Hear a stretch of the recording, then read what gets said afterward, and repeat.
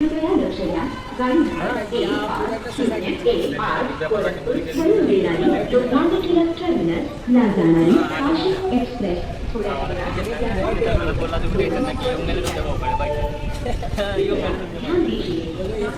1508 Lokmanya Tilak terminus जाने वाली Nashik express कुछ ही समय में प्लेटफॉर्म क्रमांक